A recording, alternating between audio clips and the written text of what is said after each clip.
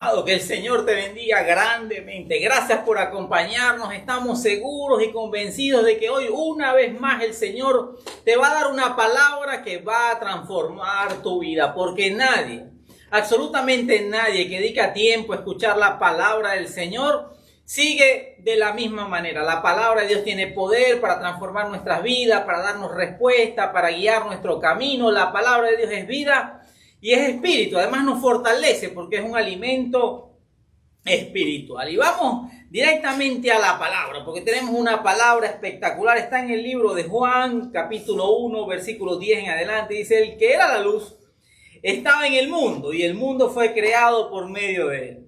Pero el mundo no lo reconoció. Vino lo que era suyo, pero los suyos no le recibieron, mas a cuanto le recibieron, a los que creen en su nombre, les dio el derecho de ser hijos de Dios.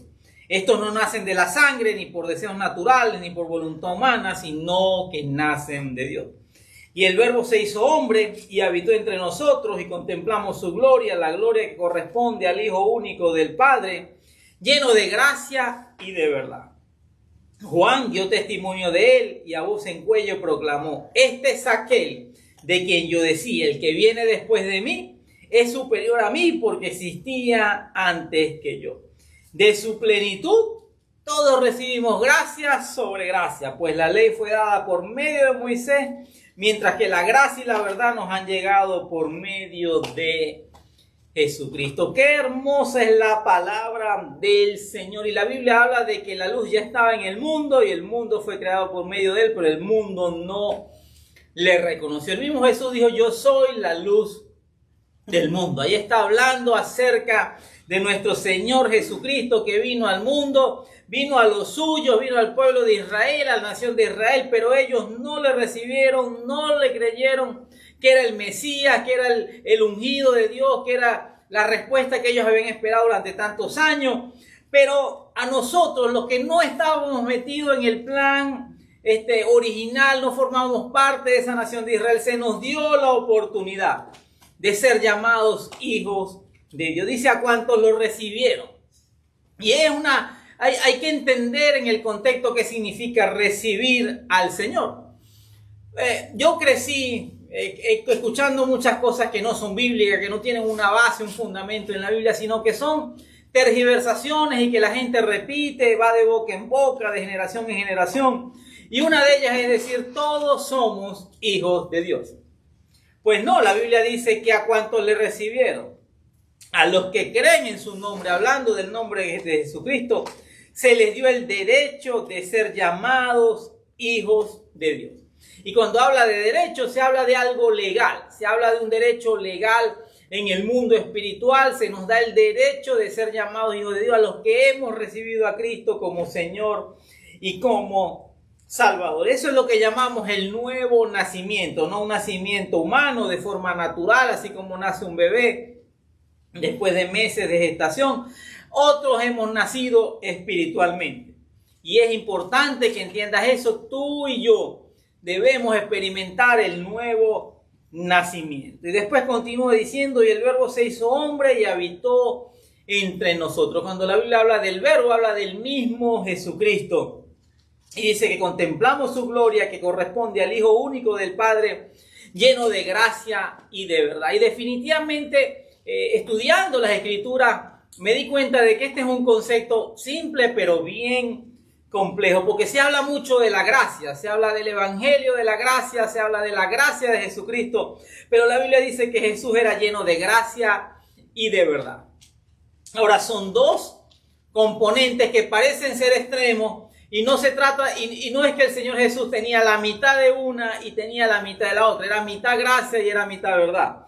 La Biblia dice que era lleno 100% de gracia, pero también 100% lleno de verdad. Y son cosas difíciles de entender, aunque la Biblia lo explica de forma muy sencilla. Es como entender, es como creer, es como aceptar que Jesús era 100% hombre, pero también era 100% Dios, porque él tuvo que venir en forma humana para poder rescatarnos y salvarnos. Y cuando Juan el Bautista lo vio, porque Jesús se bautizó, porque Jesús caminó entre nosotros, Se cumplió lo que Juan el Bautista había dicho: este es aquel de quien yo decía, el que viene después de mí es superior a mí, pues existía antes que yo. De su plenitud todos recibimos gracia sobre gracia. La gracia es inagotable, la gracia es un favor inmerecido. No lo merecíamos antes, no lo merecemos ahora y no lo vamos a merecer en el futuro. La gracia es un favor inmerecido, es un regalo, es un don de Dios y nosotros tenemos que recibirla con gratitud y también vivir en correspondencia a esa gracia y ese favor inmerecido. Pues la ley fue dada por medio de Moisés, mientras que la gracia y la verdad nos han llegado por medio de Jesucristo. La Biblia podemos dividirla en el Antiguo Testamento, donde Dios habló a Moisés, hizo un pacto con la nación de Israel, y podemos hablar del Nuevo Testamento, donde se cumplen todas las promesas y todas las profecías acerca del Mesías, y Dios establece un pacto con todas las naciones de la tierra, con todo el que quiera creer y que acepte creer en Jesucristo. Y eso es la gracia y la verdad. Me llama la atención que 2 veces en este pasaje se habla acerca de la gracia y la verdad. Y erróneamente, mucha gente, así como yo te he diferenciado los 2 pactos, el antiguo pacto y el nuevo pacto, hay gente que tiene una interpretación equivocada acerca de Dios. El hecho de que haya existido un pacto de la ley a través de Moisés y que exista un pacto de la gracia y la verdad acerca de Jesucristo no quiere decir que haya 2 dioses, porque yo he escuchado gente decir: el Dios del Antiguo Testamento era un Dios de juicio, era un Dios de disciplina, era un Dios que no toleraba el pecado, era un Dios inclemente, era un Dios que juzgaba a las naciones de la tierra y juzgaba a su pueblo Israel. Y he escuchado hablar acerca del Dios del Nuevo Testamento, que es la gracia, que es todo bonito, hagamos todo lo que queramos, no importa, no hay problema, aquí no hay pecado, aquí todo fue vencido. Y hay que tener mucho cuidado con esa interpretación, porque Dios es uno solo.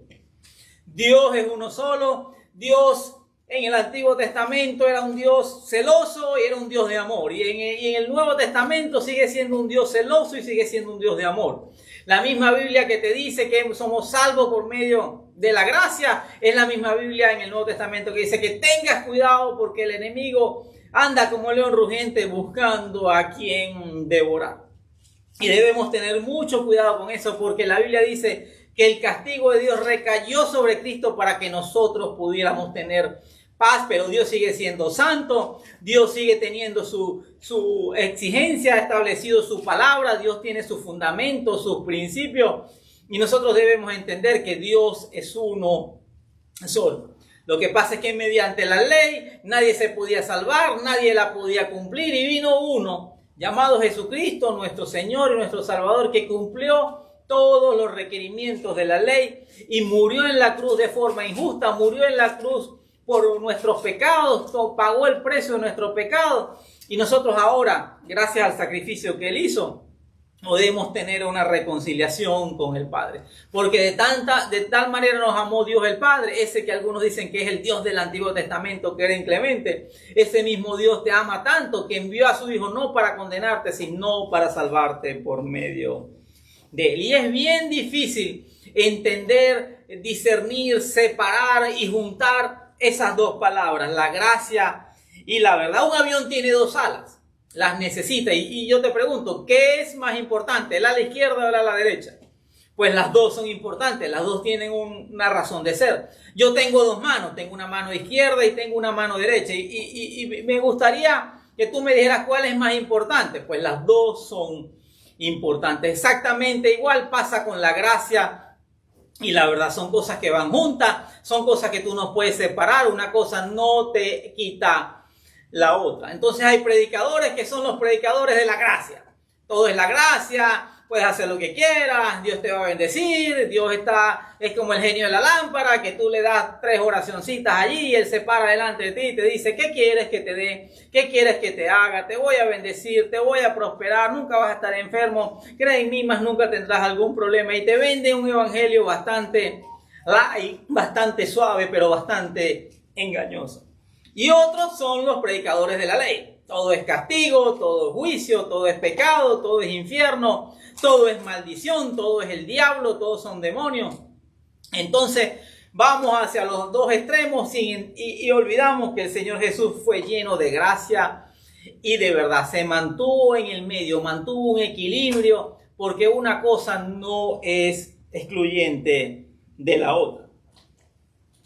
Nosotros debemos entender que Dios sigue siendo celoso, que Dios sigue esperando cosas de nosotros. En el Antiguo Testamento se habla de los héroes de la fe y de hombres que hicieron grandes cosas. Bueno, esos hombres y esas mujeres no tenían una ventaja y una bendición que tú y yo tenemos, que es tener el Espíritu Santo dentro de nosotros. En el Antiguo Testamento el Espíritu Santo venía, tocaba a algunas personas para funciones específicas, para labores específicas, para cosas muy puntuales. Pero esas personas no tenían, como ahora tenemos nosotros, en ese momento no había un derramamiento del Espíritu Santo como lo tenemos tú y yo ahora. Pero hay un pasaje en la Biblia que explica con gran acierto lo que significa ser lleno de gracia y de verdad. En Juan capítulo 8, versículos 1 al 11 dice lo siguiente: pero Jesús fue al monte de los olivos. Al amanecer se presentó de nuevo en el templo, toda la gente se le acercó y él se sentó a enseñarle. Entonces los maestros de la ley y los fariseos llevaron a una mujer sorprendida en adulterio y poniéndola en medio del grupo dijeron a Jesús: Maestro, a esta mujer se le ha sorprendido en el acto mismo de adulterio. En la ley, Moisés nos ordenó apedrear a tales mujeres. ¿Tú qué dices? Con esta pregunta le estaban tendiendo una trampa para tener de qué acusarlo, pero Jesús se inclinó y con el dedo comenzó a escribir en el suelo, y como ellos lo acosaban a preguntas, Jesús se incorporó y les dijo. Quiero detenerme en este momento. La Biblia dice que el Señor Jesús estaba en el templo enseñando, porque recuérdate que el Señor Jesús era un maestro también, enseñaba la palabra, vivía la palabra, nos mostró lo que debíamos hacer haciéndolo él primero. Entonces vinieron los maestros de la ley, los fariseos, y quisieron tenderle una trampa a Jesús. Tú y yo debemos entender que el sistema de este mundo busca siempre tendernos una trampa. Los cristianos estamos bajo la lupa, estamos bajo la mira del enemigo y estamos bajo la mira de las personas que están a nuestro alrededor. Y una de las razones por las cuales muchas veces no somos efectivos, por las cuales a veces no nos ganamos a las personas, es porque no hemos entendido que hemos caído en esa trampa. Una vez fui a orar por un hombre. Este hombre tenía problemas de droga, tenía problemas de conducta, y aceptó hablar conmigo. Era hermano de unos líderes de la iglesia y fui a hablar con él, y lo primero que hizo fue ofrecerme una cerveza. Y me acuerdo que le dije: no, eso yo no lo necesito, eso no va conmigo. Yo vine aquí a orar por ti y vine aquí a traerte una palabra. No vine aquí a hacer un tipo de ningún compartir social. Y él me dijo: te estaba probando, porque yo tengo un hermano que es líder en la misma iglesia donde tú vas, y yo le digo a él: tómate una cerveza, y él se la toma. Y yo le digo a él chistes groseros y él se ríe, y él lo hace creyendo que con esa actitud él me va a ganar. Y ha sido todo lo contrario. Con esa actitud yo digo: no, si es como este tipo de personas, este tipo de creyentes, o este tipo de personas que dicen ser cristianos, que son una cosa en la iglesia y otra cosa en la calle, yo con ese tipo de gente no quiero nada. Pero como tú me has puesto un límite, como tú no has caído en esa trampa, ahora te voy a escuchar. Y yo tuve un gran tiempo con este hombre, y este hombre se convirtió al Señor. Y tú y yo debemos entender que nos miran en el trabajo, nos miran los vecinos, nos miran los compañeros de actividades, y la gente está pendiente de nosotros. Y así es el enemigo, te pone trampa a ver cómo vas a reaccionar. Y muchas veces te manipulan hasta situaciones, manipulan la palabra, porque estos fariseos, tratando de tenderle una trampa al Señor Jesús, le dicen que han encontrado una mujer sorprendida en adulterio y que la ley ordenaba apedrear a tales mujeres. Eso es ahí hay una pequeña trampa con respecto a eso, porque lo primero es que si ellos iban a condenar, si hubo un adulterio, ambos, hombre y mujer, debían ser enjuiciados de la misma manera. Por alguna razón, sabemos que es una trampa, no sabemos si agarraron a esta mujer como un chivo expiatorio, o no sabemos si de verdad fueron encontrados en un acto de adulterio, pero el hombre con el que esta mujer, porque obviamente no lo hizo solo, estaba cometiendo adulterio, no aparece en esta escena. Posiblemente sea el amigo de uno de ellos, posiblemente haya sido un fariseo, posiblemente haya sido también algún líder. Y así es el sistema de este mundo. A algunos los atacamos y a otros los exoneramos. Si esta persona me cae bien, si esta persona tiene una gran unción, entonces no importa que se dé ciertos deslices por allí o que cometa ciertos pecaditos por allí, pero es mi amigo, es fulano, es el líder, es el pastor, es el que me ayuda, o es el que siembra, o es el que da, o es el que contribuye con la iglesia. Y entonces a la pobre mujer la agarran como chivo expiatorio y excusan al otro. Esos son los espíritus religiosos. Esos son los espíritus de condenación, que entonces interpretan la ley a su manera, interpretan la palabra a su manera y le tienden una trampa a Jesús y le dicen: ¿tú qué dices? Y siempre es importante preguntarnos: Señor, ¿qué harías tú en esta situación? ¿Qué harías tú ante esta tentación? ¿Qué harías tú ante este problema que yo estoy enfrentando? Es importante preguntarle al Señor y preguntarle al Espíritu Santo: ¿tú qué tienes que decir de esta situación que yo estoy pasando? Y dice que con esta pregunta le estaban tendiendo una trampa para acusarlo, porque los romanos le tenían prohibido a los judíos ejecutar a las personas. Recuerden que el mismo Señor Jesús, que fue acusado de un montón de cosas falsas, tuvo que ser condenado por el gobernador romano, porque ellos estaban bajo el poder, bajo el yugo, bajo el dominio del imperio romano. Entonces, si el Señor Jesús mandaba condenar a esa mujer, entonces él estaba cometiendo un delito delante de los romanos. Y si el Señor Jesús le decía: no, déjenla quieta, no importa, que entonces lo iban a acusar también de que estaba violentando y quebrantando la ley de Moisés. Y recuerden que el Señor Jesús cumplió con la ley. Entonces dice que se inclinó y comenzó a escribir en el suelo. Dice que con esta pregunta le estaban tendiendo una trampa para tener de qué acusarlo, pero Jesús se inclinó y con el dedo comenzó a escribir en el suelo. Y como ellos lo acusaban a preguntas, Jesús se incorporó y les dijo: aquel de ustedes que esté libre de pecado, que tire la primera piedra. Dice que empezó a escribir en el suelo. Eso es un enigma. Esas son esas cosas de difícil interpretación, pero que nos permiten a nosotros tratar de entender, tratar de especular acerca de lo que pudo haber ocurrido. Y me imagino un montón de personas, el Señor Jesús los conocía, sabía sus nombres, sabía sus posiciones. Y no sé si empezó a escribir en el suelo: fulano de tal cometió este pecado, cometió el otro, o simplemente empezó a escribir los pecados de las personas, y las personas empezaron a mirar hacia el suelo y estaban delante del Señor, del Rey de Reyes, del Señor de Señores, y algo empezó como a decir: ese como que soy yo. El otro dijo: ese soy yo. El otro dijo: ese soy yo.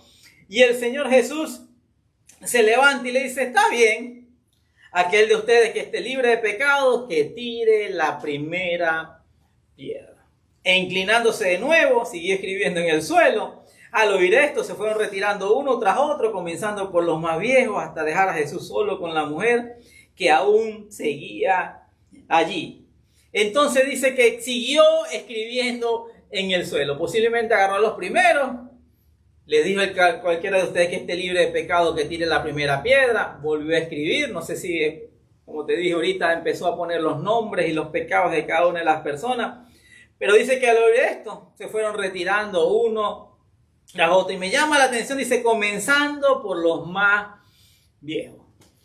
Muchas veces, y me cuesta decir esto, muchas veces la gente que tiene más problemas es la gente vieja en el Evangelio, es la gente vieja en el Señor. Hay gente que te va a decir, te va a sacar todos sus diplomas, todo su currículum, todos sus pergaminos, y te va a decir: yo tengo 20 años en el Señor, yo tengo 40 años en el Señor, yo sé toda la Biblia. Y a veces son los que tienen una peor vida. Tú no encuentras por dónde hablarles, no encuentras cómo explicarles, porque ya conocen la palabra, ya han experimentado las cosas de Dios, las cosas del reino, pero aún así sus vidas de alguna manera se fue desviando. Entonces dice que los más viejos se fueron retirando, y después los otros dijeron: no, yo aquí tampoco puedo tirar piedra porque yo estoy escrito allí. Ya me dijeron ya que no puedo, no estoy libre de pecado. Dice que entonces él se incorporó y le preguntó a la mujer: ¿dónde están los que te condenan.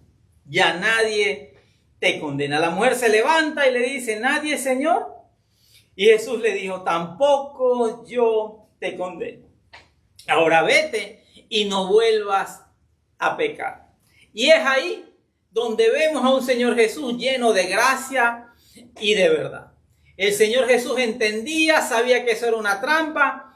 Yo no estoy completamente seguro de si en verdad la mujer fue sorprendida en adulterio, pero si no era ese, también tenía muchos pecados y el Señor Jesús le dijo, yo no te condeno. La mujer dice que había sido sorprendida en adulterio y el Señor Jesús le dice, ahora vete y no vuelvas a pecar. Aquí es donde vemos el evangelio incompleto de mucha gente. Yo he escuchado a mucha gente, me acuerdo una vez que estábamos en un ayuno y se levanta una jovencita, posiblemente de unos 20 años, nueva creyente, y en un tiempo de ministración, esta jovencita dice que su novio dentro de la iglesia, un líder de la iglesia, quería tener sexo con ella, quería acostarse con ella, y ella ya entendía, ya tenía el Espíritu Santo, ya sabía que era pecado, y este hombre, este joven, este muchacho, hombre joven, le dijo algo así como, no importa, lo hacemos, tenemos relaciones sexuales y después pedimos perdón delante del Señor. Eso no es entender la gracia del Señor. La gracia no es una licencia para que usted peque de manera deliberada. La Biblia habla de los que pecan y la Biblia habla de los que practican el pecado. Son dos cosas muy diferentes. A mí me gusta el fútbol, pero yo no practico el fútbol. Ya fue algo que hice en mi vida en tiempos anteriores. Así exactamente igual. He cometido errores. Lamentablemente he pecado muchas veces, pero de allí a practicar el pecado, a que me guste el pecado, a que me satisfaga el pecado, cuando ya tú eres lleno del Espíritu Santo, hay algo en ti que ya, hay cosas que las rechazas, hay cosas que ya no te gustan, hay cosas que ya no. He visto gente recientemente, gente que tiene años en el Señor, que viven en adulterio, que se jactan de eso, que le dicen a su propia esposa, no, mi salvación no se va a perder, yo puedo cometer el adulterio que sea y eso no importa, eso es no entender. Jesús fue lleno de gracia y de verdad, y la verdad es que el pecado tiene consecuencias, y la verdad es que el pecado trae maldición, la verdad es que el enemigo anda como el león rugiente buscando a quien devorar, y nosotros debemos entender que Jesús era lleno de gracia y de verdad, y lo vemos ahora como le dice a esta mujer, yo no te condeno. Te libré de las manos de estos hombres, te libré de la trampa que ellos me tendieron a mí, pero que también te tendieron a ti, porque posiblemente te estaban vigilando. Y le dijo, ahora vete, eres libre, pero no vuelvas a pecar. Y creo que eso ha hecho falta, se ha perdido en muchas de nuestras predicaciones, porque hablamos de la gracia, hablamos del favor inmerecido, hablamos de que no hay problema, de que no hay condenación, pero la Biblia dice que no hay condenación para aquellos que no están guiados conforme a la carne, sino conforme al Espíritu. Y cuando tú eres guiado por el Espíritu, simplemente hay cosas que ya tú no aceptas, que ya no te gustan, que ya no deseas, que ya no la toleras en tu vida. Hay gente de la que te apartas, hay gente de la que te alejas, actividades, lugares, sitios, conversaciones, personas de las que tú te alejas porque tú entiendes que eso no te conviene. La Biblia dice que todo me es permitido, pero no todo me conviene. Y a veces hacemos la pregunta equivocada, preguntamos, ¿esto es bueno o es malo? Y somos demasiado simplistas en ese tipo de preguntas. Es más efectivo, es más sabio preguntar esto, ¿me conviene o no me conviene? ¿Me acerca a Dios o me aleja de Dios? ¿Me acerca al propósito o me aleja del propósito? Es importante entender que Jesús fue lleno de gracia y de verdad. Otro hombre que el Señor había sanado, un lisiado, un hombre paralítico, el Señor Jesús le dijo, vete, queda sano de tu azote, pero no vuelvas a pecar, no sea que te ocurra algo peor. Jesús era lleno de gracia y de verdad. Las dos cosas son inseparables, las dos cosas van juntas, las dos cosas son necesarias en nuestras vidas, traen un balance y traen un equilibrio. Y Jesús le dijo a esta mujer, no vuelvas a pecar.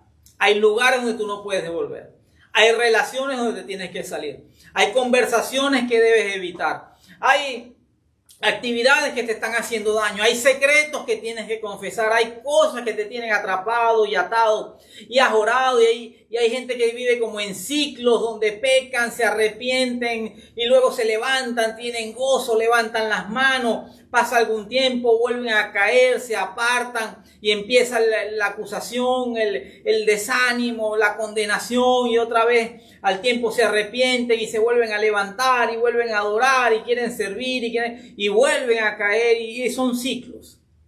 Son ciclos donde la gente está atrapada, y el Señor Jesús le dijo: ahora vete y no vuelvas a pecar. Hay cosas que tienes que apartar de tu vida. En Juan capítulo 3, versículo 17, me encanta porque se habla de ese Dios del Antiguo Testamento y se habla del Dios del Nuevo Testamento, que muchos entienden e interpretan como Dios es diferente. Dice: porque no envió Dios a su Hijo al mundo para condenar al mundo, sino para que el mundo sea salvo por medio de él. Dios es amor, pero Dios también es fuego consumidor. Dios tiene muchos nombres. Dios mi sanador, Jehová varón de guerra, Dios es mi justicia, Dios es mi fortaleza, Dios es mi proveedor.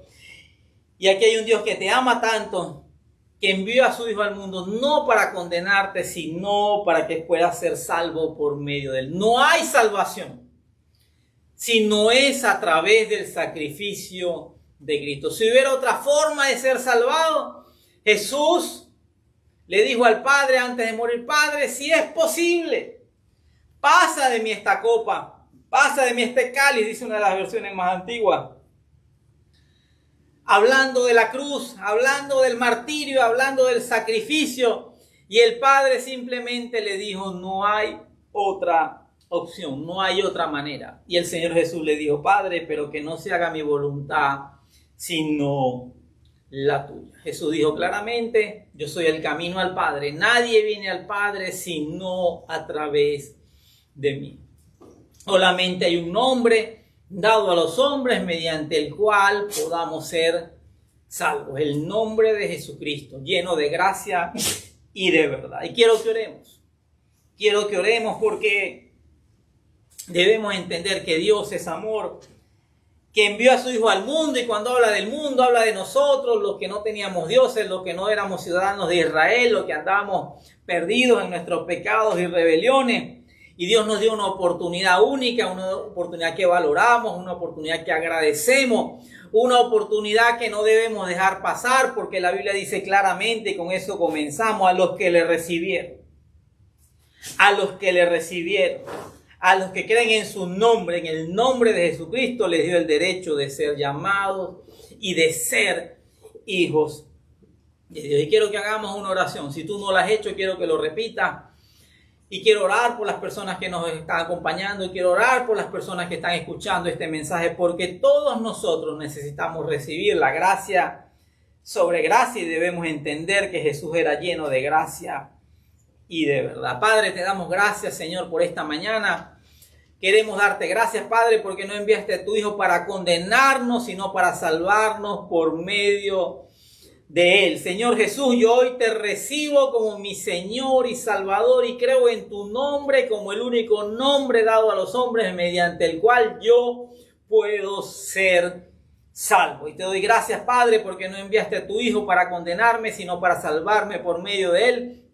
Escribe mi nombre en el libro de la vida, y Espíritu Santo, entra en mi corazón y haz de él tu habitación. Y si ya tú has hecho esta oración, y si ya eres un creyente, y de repente no has entendido y has abusado de la gracia, hoy has entendido que Jesús era lleno de gracia y de verdad, y que hay cosas de las que te tienes que apartar, hay situaciones que tienes que evitar, tienes que traer orden en tu casa, orden en tu vida, porque la verdad es que estamos en medio de un mundo espiritual y todos nosotros dormimos y todas las noches cerramos las puertas, las ventanas y los portones de nuestra casa, pero entonces espiritualmente a veces tenemos las puertas abiertas de par en par, y eso es sumamente peligroso. Padre, te damos gracias también, Señor, por todas las personas que nos acompañan, que son creyentes, Señor.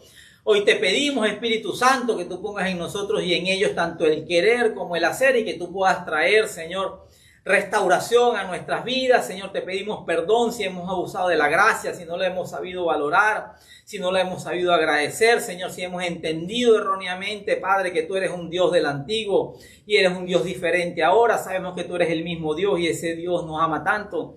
Enviaste a tu Hijo no para condenarme, sino para salvarme por medio de Él y que yo pueda vivir en conformidad y en gratitud con esa acción que tú hiciste a través de tu Hijo Jesucristo. Si tú has hecho alguna de estas oraciones, déjame bendecirte y déjame decirte la gracia y el favor de Dios se ha extendido sobre tu vida y algo ha cambiado y algo ha sido restaurado. Y el que comenzó en ti la buena obra la va a perfeccionar hasta el día de Cristo Jesús. Nos vemos en una próxima oportunidad y te bendigo y comparte este mensaje con las personas. Hay tanta necesidad de escuchar una palabra de bendición que tú puedes ser un canal, un instrumento para que la palabra de Dios sea extendida por toda la tierra.